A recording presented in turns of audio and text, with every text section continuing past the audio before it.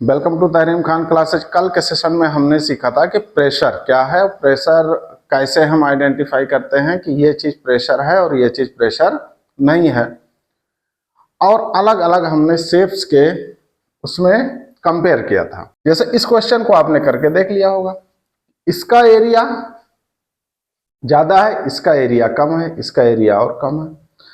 तो यहाँ एक चीज हमको समझ लेनी जरूरी है कि हम कौन से एरिया की बात कर रहे हैं। हम जिस एरिया की बात कर रहे हैं वो एरिया ये है कि जो टच कर रहा हूं, टचिंग एरिया की हम बात करते हैं। किसमें? प्रेशर में। ठीक। एक क्वेश्चन आपको हमने दिया था कल कि होमवर्क में कि अगर आप खड़े हुए हैं, बैठे हुए हैं, लेटे हुए हैं, तो किसमें प्रेशर ज्यादा एक्सर्ट होगा और किसमें कम होगा। उसको आपने कर लिया होगा, बताया भी था, थोड़ा हिंट भी दिया था आपको हमने। आज इस लेक्चर में हम देखेंगे कि मास डिफरेंट होगा। मास क्या होगा?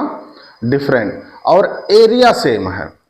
इससे पिछले वाले क्वेश्चन में क्या था कि मास सेम था और एरिया डिफरेंट था। तो हम कैसे इसको देखते हैं, देखिए रटते या नहीं, रटेंगे तो फंस जाएंगे आप। P इक्वल क्या होता है? P इक्वल होता है F by A. Pressure equal force by area. कल हमने इसको पढ़ा था। कल हम क्या वेरी करा रहे थे? हम वेरी करा रहे थे एरिया को, फोर्स को कांस्टेंट रख के। तो आप देखें इसमें कि अगर F कांस्टेंट है तो P प्रोपोर्शनल 1/A। इसका मतलब होता है क्या? चाहे आप ऐसे कहें कि P is inversely proportional to area, या आप इसको ऐसे कहें कि P is proportional to 1/A। अगर फोर्स कांस्टेंट है और एरिया ज्यादा होगा तो प्रेशर कम होगा, एरिया कम होगा तो प्रेशर ज्यादा होगा। यहां तक हमारी बात आपकी समझ में आ गई। अगर आप ये लेक्चर पहला देख रहे हैं तो फिर आप इसको समझ नहीं पाएंगे। इससे पिछला वाला लेक्चर आपको देखना पड़ेगा। पिछले वाले लेक्चर में इतनी बात समझ आ गई। आज के इसमें हम क्या देखेंगे? ऊपर आप देखें कि लिखा है व्हेन एरिया इज सेम। अब अगले में क्या होगा? एरिया सेम होगा और उसका मास डिफरेंट होगा, या यूं कह लें कि फोर्स डिफरेंट होगा और एरिया सेम होगा। अब यहां हम जिस एरिया की बात कर रहे हैं, इस पूरे एरिया की बात थोड़ी हम कर रहे हैं। देखिए ये छोटा है, ये बड़ा है, तो इसका एरिया भी ज्यादा होगा।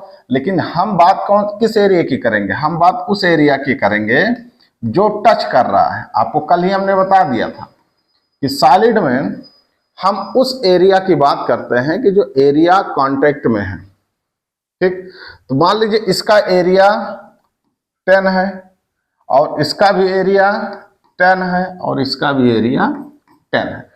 एरिया सेम हो गया? नहीं हो गया? हो गया। अब हमको प्रेशर निकालना है, तो हम प्रेशर कैसे निकालेंगे? देखो P इक्वल F बाई ए, ये फार्मूला आपको पता है। ठीक। एरिया क्या है? सेम है। तो अगर एरिया सेम है तो P किसके प्रोपोर्शनल हुआ? P proportional F। P proportional F का मतलब कि अगर F बढ़ेगा तो P बढ़ेगा। अब हमने आपको कल बताया था कि अगर F नहीं है, मास दिया है, तो जिसका मास ज्यादा होगा उसकी ग्रेविटी ज्यादा होगी, मतलब उस पर फोर्स ज्यादा लगेगा, mg। फोर्स आप लगा लीजिए। इस पे अगर आप फोर्स देखें डाउनवर्ड, तो इस पे कितना होगा? 40 न्यूटन। जी से मल्टीप्लाई कर दीजिए, इसमें कितना होगा? 60 न्यूटन। इसमें कितना होगा? 100 न्यूटन। ठीक। इस 10 से मल्टीप्लाई नहीं कर रहे, इस 10 से मल्टीप्लाई हम नहीं कर रहे। या आपको 10 इसलिए हमने लिखा था कि आप समझ जाएं कि एरिया सेम है। तो अब देखो, जिसका फोर्स ज्यादा है उसका प्रेशर भी ज्यादा होगा। तो अगर हम ए बी सी लिख दें, ए बी और सी, एक ब्लॉक ए है, दूसरा ब्लॉक बी है, तीसरा ब्लॉक सी है, तो किसका प्रेशर ज्यादा होगा? जिसका मास ज्यादा है। मतलब क्या हुआ कि सी का प्रेशर ज्यादा होगा किससे? बी से। तो P C greater than P B greater than P A. मतलब पी ए की प्रेशर सबसे लेस होगा और पीसी का प्रेशर सबसे मोर होगा। इतनी बात समझ आ गई कि अगर एरिया सेम होगा तो हम मास से कंपेयर करेंगे, तो जिसका मास ज्यादा होगा उसका प्रेशर ज्यादा होगा। अब आप उसी कॉन्सेप्ट को लगा के इसमें आप कंपेयर करिए। क्वेश्चन क्या कह रहा, इफ द, उसने दे रखा if area of block are same, सभी का एरिया सेम है। एक बार हम फिर आपसे कह रहे हैं, इस पूरे एरिया की बात नहीं कर रहे हैं, जो टच कर रहा है हम उस एरिया की बात कर रहे हैं, ठीक है। एंड मासेज आर डिफरेंट, इनके मास क्या है, ये डिफरेंट है। तो हम मास लिख लेते हैं इसकी 4 kg, 8 kg, 2 kg और 5 kg, ठीक। अब हमको ये पता करना है कि इनका ऑर्डर क्या है। तो सबसे पहले हम ये क्या देखेंगे कि सबसे मोर प्रेशर किसका है, सबसे ज्यादा। देखिए ऊपर उसने लिख दिया कि एरिया ऑफ कांटेक्ट सबका सेम है, तो जितना इसका है उतना इसका, उतना इसका, उतना उसका। एबीसी, एबीसी लिख देते हैं, ए बी सी और डी, 4 ब्लॉक हो गए। थोड़ी देर पॉज करें आप और उसके बाद क्वेश्चन को आप करें, फिर हम आपको मिलते हैं। देखो मास सबसे ज्यादा किसका है, बी का, इसका मास सबसे ज्यादा है। एरिया सबका सेम है, तो प्रेशर सबसे ज्यादा किसका होगा, पीबी का, पीबी का। अब 8 से कम कौन सा है, 8 से कम है 4, 4 नहीं 5, सॉरी, ये है डी वाला। तो पी भी ज्यादा होगा किससे, पीडी से। पीडी किससे ज्यादा होगा, अच्छा 5 से लेस कौन सा है, 4, पी है। उससे लेस कौन सा है, पीसी। मतलब सबसे लीस्ट प्रेशर कौन एक्सर्ट करेगा, ट्रायंगुलर शेप वाला। सबसे मोर प्रेशर कौन एक्सर्ट करेगा, सिलेंड्रिकल शेप वाला। तो आपको कभी कभी देखो मैक्सिमम और मिनिमम की तरफ आप ना जाए खाली कि मैक्सिमम हमने पकड़ लिया मिनिमम पकड़ लिया, कभी कभी वो अरेंज करने कह देता कि असेंडिंग या डिसेंडिंग ऑर्डर में इनको अरेंज करो, तब आप फंस जाएंगे अगर आपका कॉन्सेप्ट क्लियर नहीं है। नेक्स्ट पे देखें, अब देखिए इसमें एक ब्लॉक के ऊपर दूसरा ब्लॉक रख दिया गया। अभी तक तो आपने एक ही देखा था, ये देखा था कि अलग अलग ब्लॉक हैं, उनका मास देख रहे थे हम, उनकी एरिया देख रहे थे। अब इसमें एक ब्लॉक के ऊपर दूसरे ब्लॉक को रख दिया गया, कह रहा find the pressure on the ground. अच्छा अब बताओ ग्राउंड पे प्रेशर कौन लगा रहा है, ग्राउंड पे प्रेशर लगा रहा है ये वाला ब्लॉक, और ये वाला ब्लॉक इसके ऊपर रखा हुआ, ठीक। इसका हम मास ले लेते हैं 2 kg और इसका हम मास ले लेते हैं 8 kg। ये ग्राउंड सरफेस है, आराम से समझिएगा, भागिएगा नहीं, ठीक। अच्छा ग्राउंड को टच कौन कर रहा है, ये वाला ब्लॉक। तो अब ग्राउंड पे प्रेशर की बात कर रहा है, ग्राउंड पे प्रेशर की बात कर रहा है। अब क्या करेंगे हम, देखो इस वाले कॉन्सेप्ट को आप समझ लीजिएगा, ये फ्लूइड में काम आएगा। इस पे टोटल वेट कितना है, टोटल मास, टोटल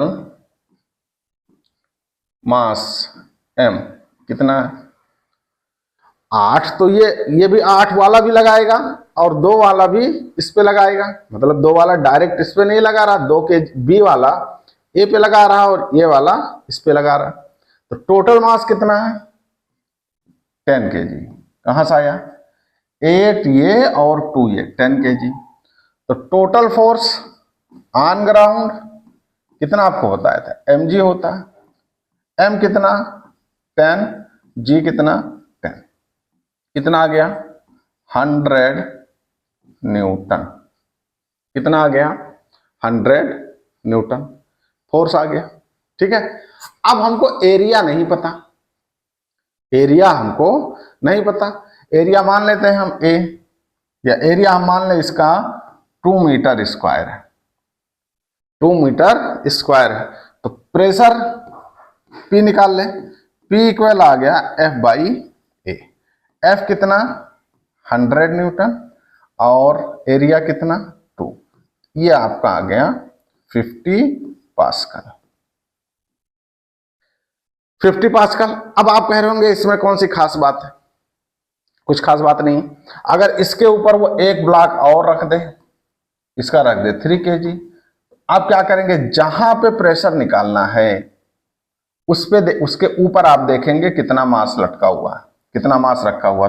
8 ये, 2 ये और 3 ये, तो m कितना हो जाएगा, m हो जाएगा 8 to 10 और 3 13 हो जाएगा।